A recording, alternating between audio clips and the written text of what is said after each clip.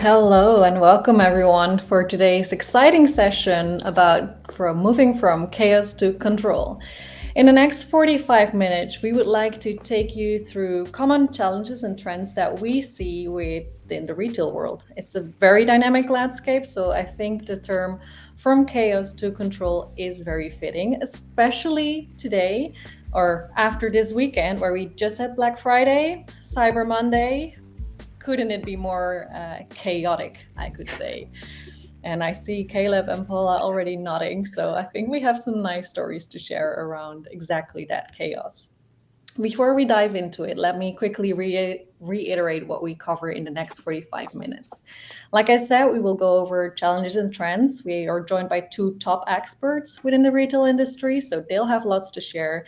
And with that, we will also look into how RFID technology is really transforming retail operations for supply chain optimization, but also seamless shopping. We have success stories to share from leading retailers such as Levi's and Lululemon, who really got a grip of their chaos and are really in control. And with that, we can give some practical advice on how you could start your RFID journey. So it is a live session. There is space for Q&A, and you should be able to find a button where you can open up a chat and actually type out any questions that you have. And like I said, we do have two top experts in the room here with us. So this is a perfect time for you to ask any questions that you may have. We will cover them at the end or throughout wherever it fits. So just shoot them our way once you have them. And well, I've mentioned it so many times now, I think it's time to actually introduce our two top experts. First, Paula Macaggi from Offbounds. For those who do not know her, she is one of the top influencer thought leaders within retail who's speaking to so many retail experts. I'm sure that you have lots of trends and challenges to share with us today, don't you? I do. I can't wait, actually. I have so many in my mind already. Perfect. Hold that thought for 1 second because I also want to introduce Caleb Campbell, who is my dear colleague at Nedap, who is actually an RFID expert within our team, really coaching retailers on how they can start their RFID journey, right, Caleb? That's right. Yeah, and it's great to be here. I'm really excited to do this. Well, I'm glad to have both of you here. I am Steffi. I'm a customer success manager at Nedap, so I usually work with customers who are already implementing RFID. So if there's questions around that, maybe I can chip in a bit or two too. But first off, let's talk about chaos. And like I said, this couldn't be there couldn't be a better time than today to talk about chaos because we just had Black Friday, we just had Cyber Monday, and oof, I've been to stores. It was chaos. How is it? How is it for you, Paula? Did you do any shopping? I did shopping online. I didn't want to go into chaos in person, so I did it. I did my shopping online, and it was supposed to arrive yesterday. However, it's still not here. It may arrive while we're here live, but I'm still waiting for it. So Yeah. probably something chaotic is happening.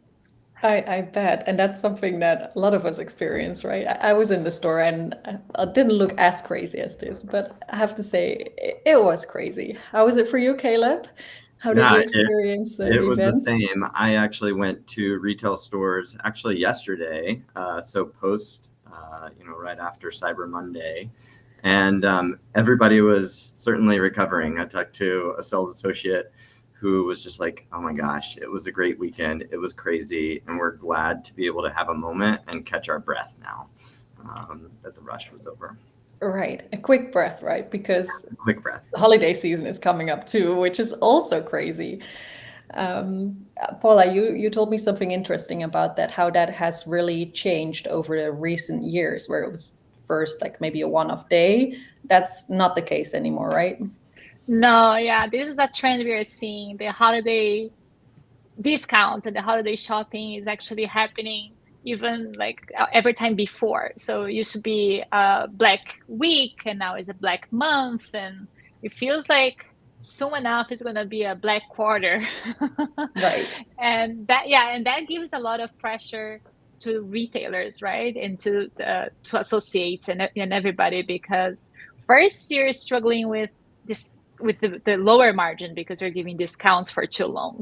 And second, because you have loads of orders and loads of products moving around for a longer period of time. So you also push your margins there if you don't have the process streamlined and efficiently. So this is something that we should be looking at for next year's for sure. Yeah, so you're saying it takes much longer, but with that, the processes and the lead up to it also gets pulled earlier. So you almost have no normal retail time anymore. It's like you're living in chaos Yeah, constantly. and if you have the chaos and you don't have the tools and associates are confused and unhappy, that transforms into lower margins and lower sales. So it's all linked. Yeah, and I see you nodding, Caleb. Yeah, yeah. Well, Have you seen the same? Yes, and I pulled a stat that I thought we were talking about before. That's really interesting and kind of leads to the chaos that's happening. Is 197 million people here in the United States. The NRF came out with a report saying shopped over the Thanksgiving holiday weekend, and so thinking about what's happening from omni-channel and online and orders being shipped out the door, and then what's happening in the retail store. It's just clear, that omni-channel and sort of the chaos that goes into making the customer happy is there, and it's what retailers are dealing with. So, Right. Do we have any insights on that? I think you both looked into the numbers of this Black Friday. I hear a lot of increases. Is that the case for online, in-store? What does it mean?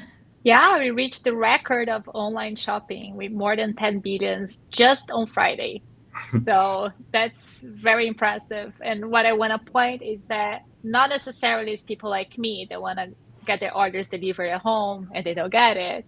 There is also many cases where the consumers want to pick up in store, reserve, and like all these omni-channel experiences. That's what they are demanding, and that can bring even more chaos if you go there and you don't find your product or something like that. So that's a point.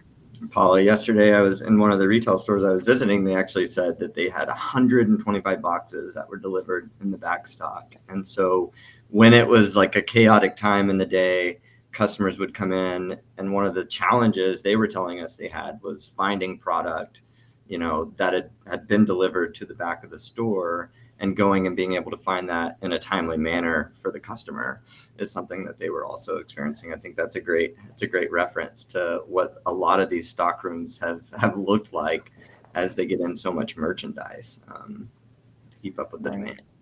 And a customer may come in, right? And they say like, oh, I want this t-shirt.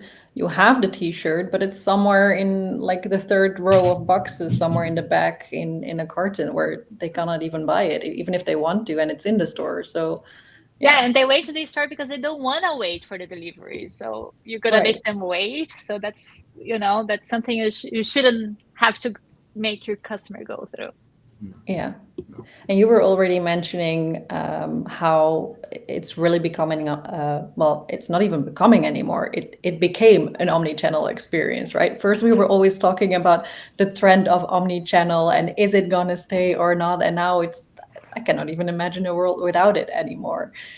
What trends do you see still within that, Paula? Well, many trends are involved in that. So at first, I think, especially during COVID, we saw a boom of buy online and pick up in store and things like that. And now it evolved to ship from store, where you can be closer to your customer, or reserve and collect, which I use a lot with some retailers that I buy from. These used to be the cool thing. This used to be, oh, this retailer can offer that to me. But what happens is that when you go to the massive stores, massive brands offering that, it just becomes the normal. We are not talking anymore about something cool that the retailer offers. It's really the minimum that I expect from a retailer is to know that they have this product in store, or they know that they have in another store that is nearby that I can pick it out. So things like that, I think, change, and I wouldn't even call it a trend anymore. It's just here. It's here to stay. People expect it. I expect it as a consumer. I'm sure as consumers you also expect that, and that's a whole and that you can see that like everywhere in the world. Yeah. And how is that again impacting retailers, Caleb? What does that mean for inventory?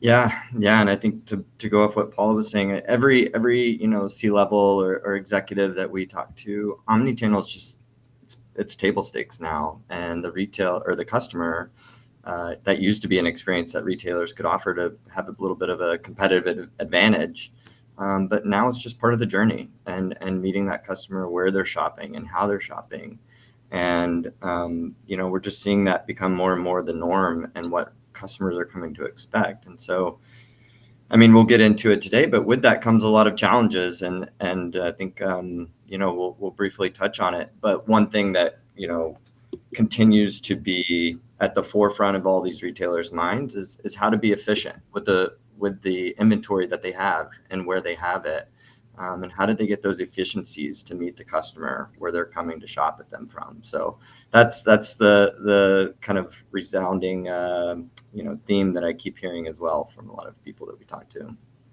And when that worry is addressed to you, what do you typically tell people that get worried about their inventory and where their inventory sits?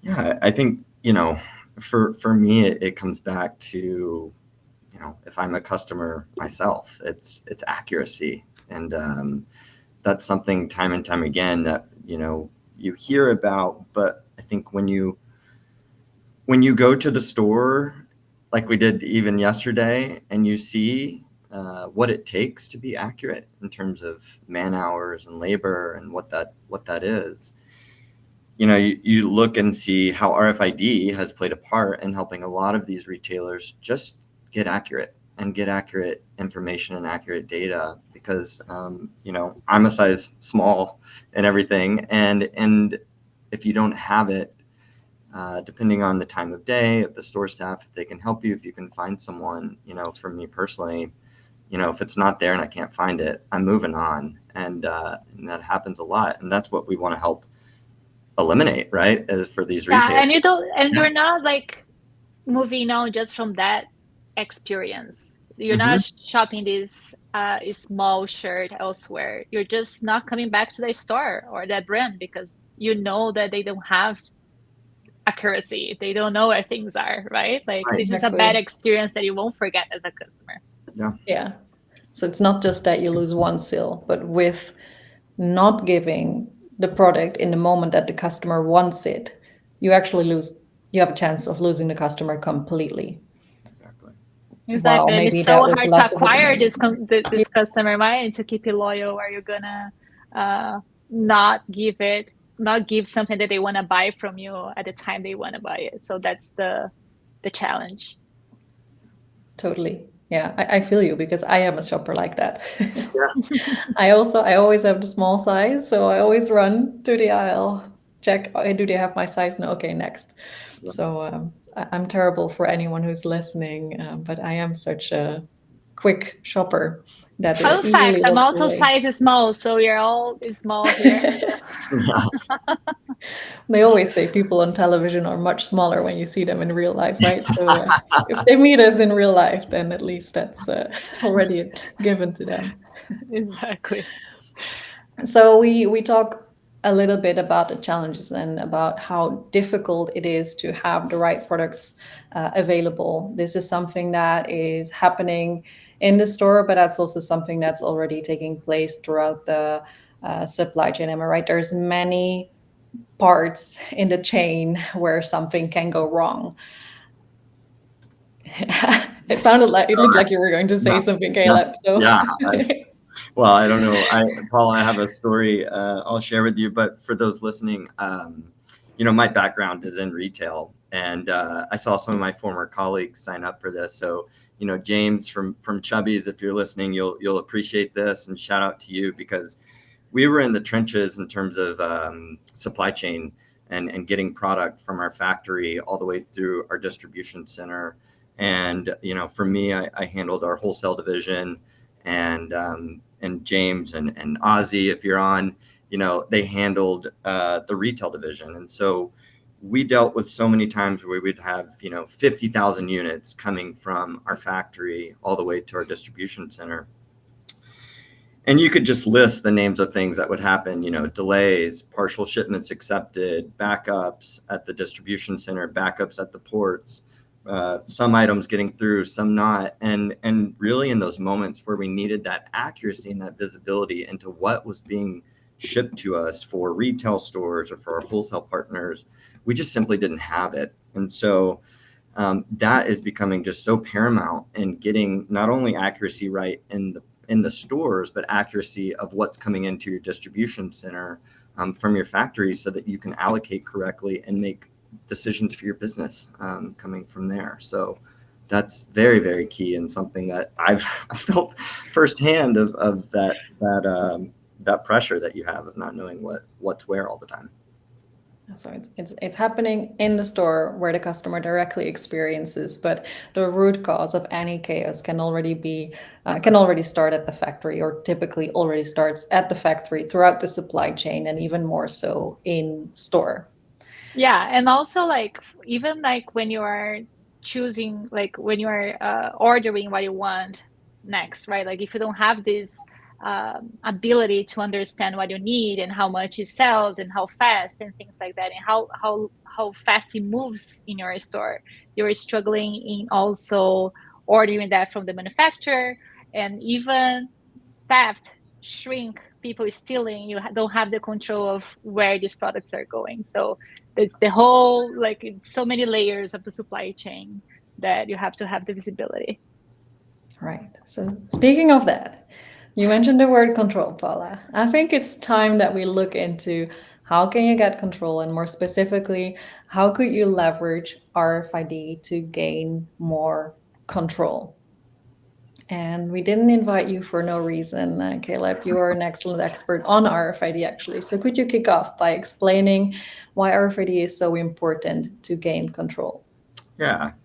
I think the way that I love telling this to even my friends and family who obviously, shop at retail, and I tell them what we do here, it's really getting down to that item level visibility on things, and where RFID becomes a factor. And so kind of what I mean by that is, you've got 10 black shirts in the back, and on sort of historically, you just say, okay, we've got 10 black shirts in the back.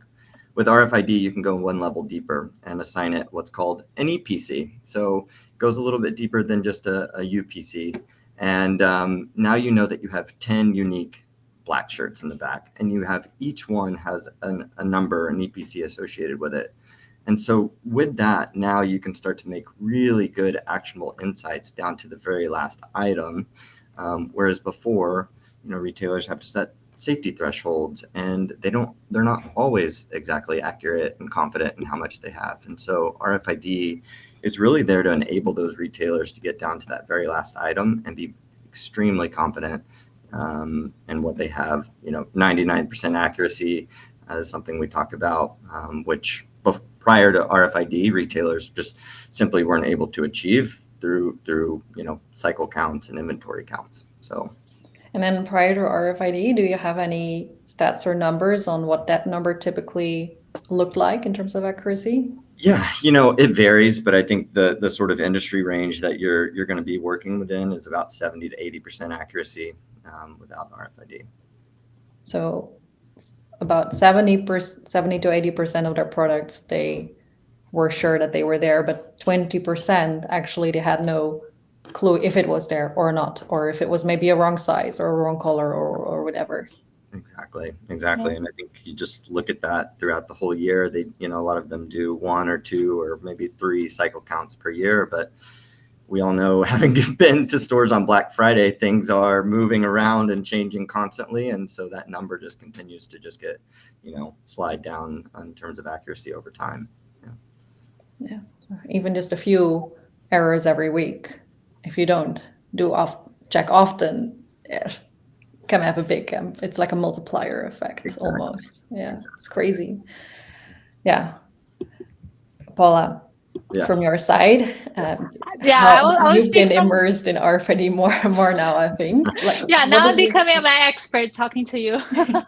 when you hear this, what do you think? Like, Yeah, well, I think my first thought is always on the consumer, which is like the customer centricity thought that most retailers talk about, and they want to serve the consumer better and everything. As we talked before about the trend of having some expectations in omni-channel servings from the retailer, I think what we have to start thinking is that knowing what you have in store, having this inventory accuracy and understanding your products and where it is the first layer that will allow you to build an omni-channel ecosystem. So it's almost impossible if you try to offer something as a reserve in store or Boppies or I don't know, like so many names now. You can have that if you don't know what you have in store, right? Like you can offer this omni-channel experience for the consumers. So that's my point on RFID. So you need to have this accuracy in order to provide better customer experience, better omni-channel customer experience. yeah, I can totally picture that, because it's one thing. It's bad if you go to the store, want to see if they have your shirt and they don't have it. But it's even worse if they say that they have it, they're going to reserve it for you, and you show up and they don't have it, right? Then, like, that's twice as bad as the previous example that we had, which was already bad. And Steffi, I'll add a third one to that. It's I recently did shopping online, and if you know me, I love running, and I ordered some running gear for the holidays, and I got that when I checked out with the customer, it said few items left, and I got that dreaded email 2 days later saying this item had to be canceled and couldn't find it. And it was a beanie. I'm in Boston, so unfortunately my head's going to be a little bit colder, a little bit longer because of that. But that's another pain point for the customer with accuracy. Whether they think they have it and then unable to fulfill it. That's another pain point for the customer and the brand. They don't want to do that. I have a similar story. It didn't happen to me, but it happened to a friend. He ordered a sneaker, and he was going to travel, like he was supposed to arrive on Friday, and he was going to travel on Saturday. The sneaker didn't arrive on Friday. He traveled on Saturday. He was frustrated. And then he got an email from the retailer saying, I'm sorry, we're canceling the order. They refunded him because they didn't have the sneaker in store. When he came back from the trip, he found a sneaker. It was delivered the next day when he was traveling. So how much chaos is there, right?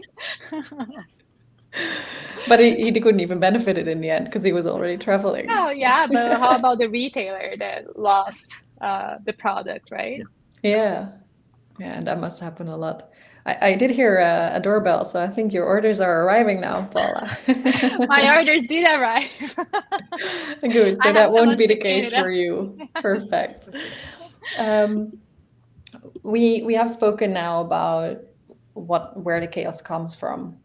That it's actually so many factors contributing to the chaos. We have touched upon how a unique item level information and the regular inventory checks help to build up that accuracy. Are there more examples of, and like I mentioned, I think we have examples from Lululemon and Levi's on how they actually gain control from this chaos using RFID. Can we share more about that, Caleb? Yeah, I think, I'll kick it off with Lululemon. I think they are, to me, just such an amazing retailer, and I love their experience every time I go into one of their stores or shop online. And for them, that journey really came down to 2 to 3 really critical things, and that was like store efficiency. So, if you came to to NRF 2 years ago, they spoke at the NRF Big Idea session, and one of the things they talked about was they would have to do their replenishment at the end of the night. They would have someone out on the sales floor walking around, taking notes, looking with their eyes and a pen and a pad of what was missing, and then radioing back, to the back room where someone was looking for the product, and they would refill their sales floor that way. And they just talked about how, one, things would be missed, two, sort of the inefficiencies of that labor and the way people were searching for product. And so, they really wanted to get a handle on what they had in their stores, and that was in the front of house and back of house. And is that accuracy up? And then from there, it became, an omni-channel builder for them of not just what's within our four walls within the store, but across all of their stores, their entire fleet. Getting that right enabled them to really unlock so many cool omni-channel features like ship from store, buy online, and pick up in store. And so they really looked at RFID as an unlock there, how to tap into that for their customers. And so I've really, really enjoyed, I enjoyed listening to that session with them and how that really changed the sort of connection with the customer for them. What you said that is very interesting that I want to highlight is how it was a better experience for the employee, right? Like how they can actually do the work of selling instead of just spending time counting inventory or looking for everything. So that's the point of RFID and the technology where you get more sales, higher margins, because you're first like being more efficient, and second, people will have the time and the ability to sell more. Right. Focusing on getting that customer, giving them the advice so that they actually end up buying, not just trying on, buying, making sure that they actually convert into a real loyal customer. Exactly. Yeah, that's beautiful. That's Lululemon. What about Levi's? Yeah, so Levi's, a little bit of a similar thing, but they also spoke at NRF last year. So this was a fun one to listen to as well. And what they spoke about was really, if you've ever been to a Levi's, which hopefully most of you here have, you've got all the denim that you could ever want. I mean, they are the premier denim leader in the world. And for them, it was how do we make sure that product is on the shelf at the right time at the right place for the customer when they come into their stores. And so using things like inventory accuracy and getting that under wrap, but then how do they refill effectively to their sales floor from their back stock to make sure that product's always out for their customer was a huge value driver for them. And even things like, you hear about it within RFID, but the search feature where you can, find and locate products using a Geiger counter so it beeps as you get closer to it really enables them to make quick real-time in-store replenishments as someone's looking for a product to go and find that item in the back and quickly get it out on the sales floor and refill it. So that was one of the main things that they also talked about at NRF last year to just as some of the big unlocks for RFID for them. I can totally imagine that. I just see a sea is blue, but I see a sea of blue denim in front of me. Sizes are super complex with jeans. So finding that last size of a pair of jeans must be painful if you don't have the right tools to do so.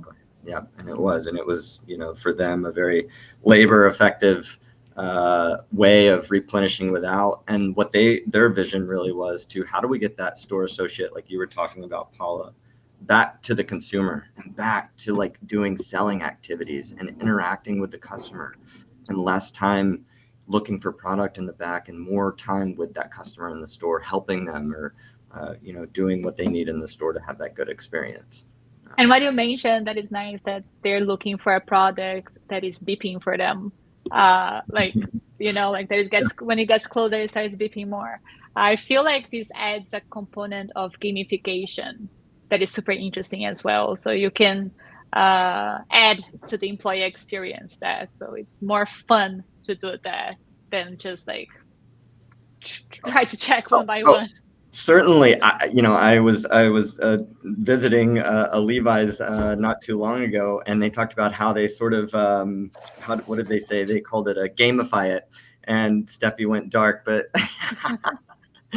but they competed against each other in stores to see who could be more accurate with RFID, and they wanted to have the very last item counted in their store, and it's a good experience, and no longer this painful, oh my gosh, we have to count inventory. How can we make it fun and have rewards by having accurate inventory at the end of the day, which I love that they do that. That is great. I went dark for a quick second, but that's also a good reminder of how quickly time is actually passing. And of course, I didn't want to forget to share that we are going to one of the most chaotic places in New York soon, where we are going to give the opportunity to actually see what Levi's did in reality, right? How they, in the most chaotic place in the world, maybe even, managed to gain control.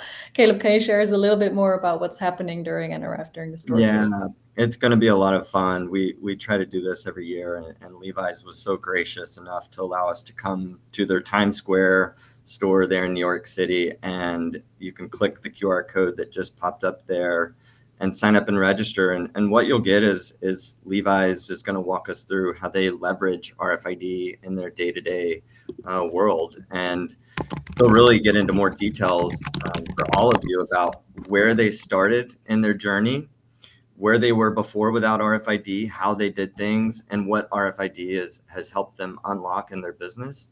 And also some really cool insights maybe about, where they see this going for them down the road as well, and how they continue to, see how that evolves and goes for them from there. So it's going to be a really, really cool experience, and something that would love to have everybody I'm here. coming. I hope you can have me. Yeah. Let's go. I want to see some controls, like a little bit of control heaven at Times Square. I've never seen it. So yeah. Great to see you there as well, Paula. I think there are some questions already, but before we move to Q&A, I think it's good to also mention in general what's happening at NRF.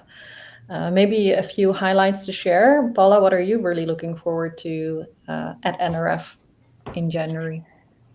I'm looking forward to understand more about the supply chain part of retail that everybody has been questioning, right? Like not even on the visibility part, but even like on the cost.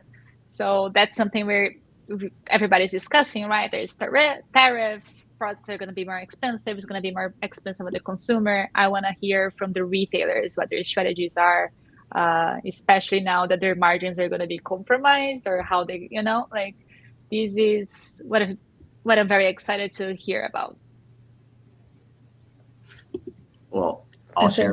Same question for you, Caleb. Yeah. I was going to say, I'll share what I'm excited about. I think I certainly want to plug what we have going on at our booth, which is going to be a really cool experience. You'll see it on the site when you click the QR code here. And we're going to be taking retailers firsthand through what it's like to be chaos without RFID. And so you're going to have a game at the booth to try and find, articles that we'll have hidden across the booth without RFID, and see what that's like. And then we're going to give you the power to really walk through the experience to find that item with RFID and what that means for the journey. But we're also going to talk about things like supply chain and get deeper into that. We'll have supply chain experts there to walk you through how other retailers are leveraging that and how they implement that solution there. And then all the way down to store and that item leaving the store through loss prevention measures and self-checkout and all of these really cool things. So you're going to get the whole journey of that product going from factory all the way to the customer leaving the store with it. So it'll be a really cool thing. The other thing I want to plug real quick is we've partnered with the Make-A-Wish Foundation. So if you're here, please go online, look at it. Nedap is going to be doing something really cool, and we're going to have a dinner where executives can come, talk with each other, connect, network, but also Nedap is going to be doing this really cool charitable component and giving back with the Make-A-Wish Foundation. And so it's going to be a really special night, and something that I think any executive on the line here should not be looking to miss and should attend. Yeah, I think it'll be a really, really special evening. Yeah. So too. That's beautiful. That's exciting to hear. I didn't even know all the details of that. So thank you for sharing that, Caleb. It's really nice. There are some questions already, so I think it is time to move to some questions before we fully wrap up. Time is really flying by. And let's go over this first question that I see popping up here. If you look at inventory accuracy, and nowadays customers are returning products at a very high rate and almost treating a store like a showroom. Like, this is where I go check out the clothes, maybe order online later, or if I order online, maybe return them even in the store. How is this affecting inventory accuracy if the store is more seen as a place to just browse later on, buy online, or just a place where I return my stuff if I don't like it?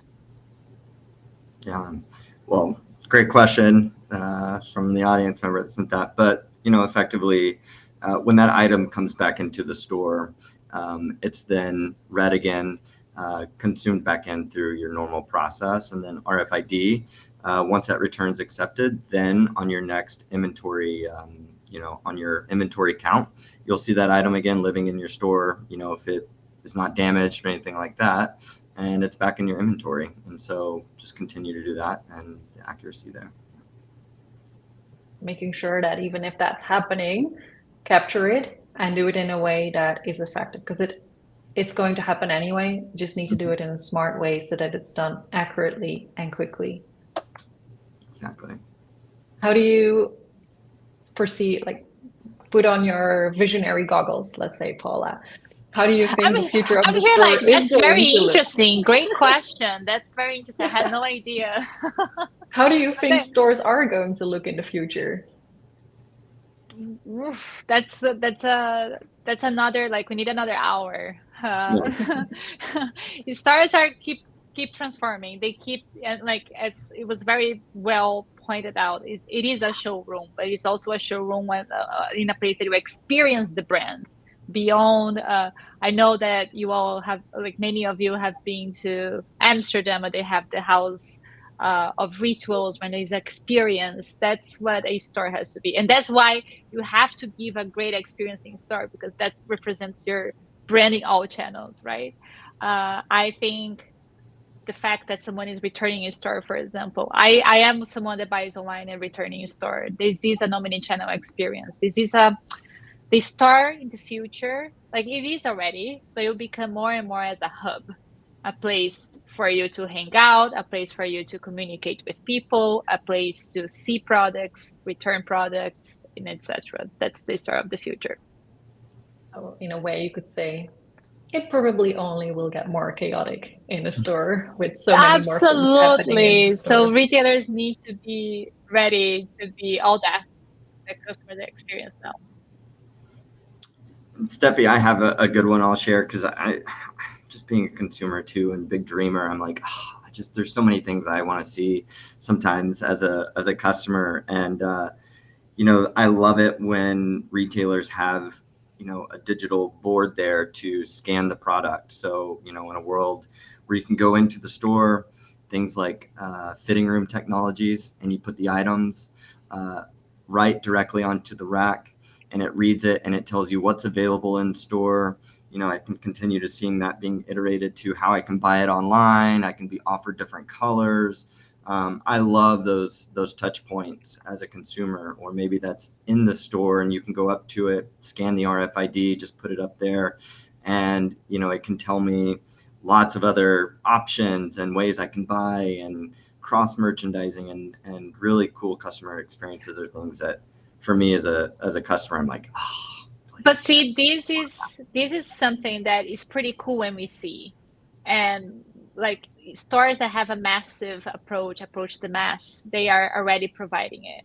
Soon enough, this will be the normal, and you can be like left behind, right? Like, you have to evolve with the market. If the customers experience that, they want to experience that, and that becomes the new normal. That's where you have to serve them. Totally. I have some more questions, so let's dive into a next question. This is actually an interesting one. It's about stock accuracy, and I know that it's quite a complex calculation, actually. But what happens if something is not scanned during a cycle count because it has been stolen? How does that affect the stock accuracy?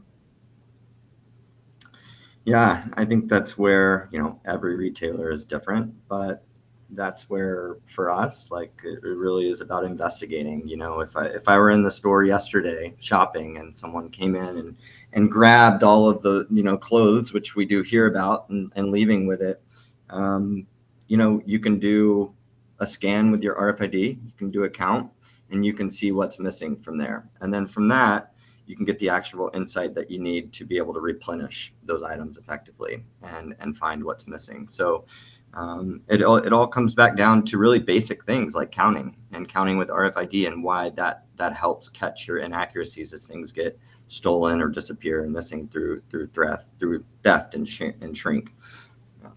Right. So through the checks that you do, you quickly see what is missing, and it's more about what you then do based on that information than the fact that it's missing. Like, of course, it's missing because you just checked it and it is missing, but you want to be able to anticipate that more quickly than you normally do with your yearly counts.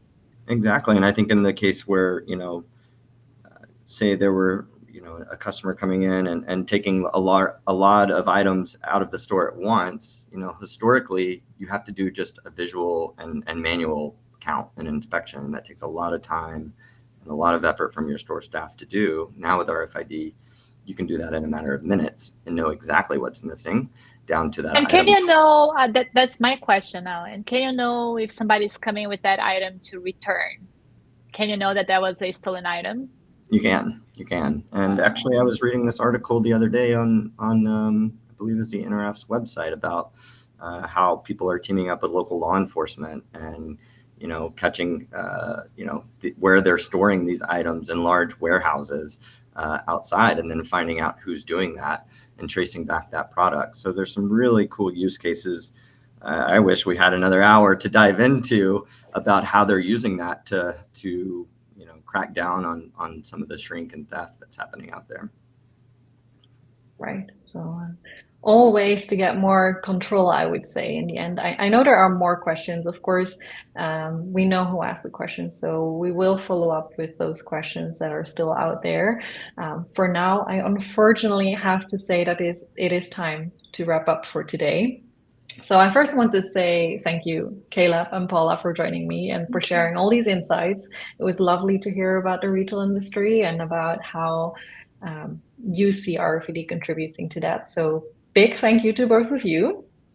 Hey, I have one more question, Paula. What do we have to do to get you to the dinner in New York with people? What's that going to take? How can we get you there? I don't know. Let's discuss that. But I don't know. I think I'm coming. Good. I'm hearing from you for the first time now, so let's go. Okay. All right. Open invite. Perfect. So good shout out to Caleb, because we hope that we get to see loads of everyone who's listening in at NRF. Actually, you can scan the QR code to check out where we will be, which booth number we are, but also what events we are organizing. And like we already said, the Levi store tour is a great one if you want to know more about how to get a grip on chaos in a store environment. I know that there will also be a big idea session, which actually, well, to be announced, but I can already give a head start that it will be an exciting session where we also talk about how it's touching supply chain. So for anyone who's more interested in that, for sure, check it out as well. And then the dinner that Caleb just shared would be a wonderful opportunity to connect with like-minded executives while contributing to Make-A-Wish. So hopefully see all of you at NRF. I'm excited to see both of you, Caleb and Paula, at NRF. I'm really looking forward to that. And thank you all for listening in today. Can't wait to see you. Bye-bye. Thank you.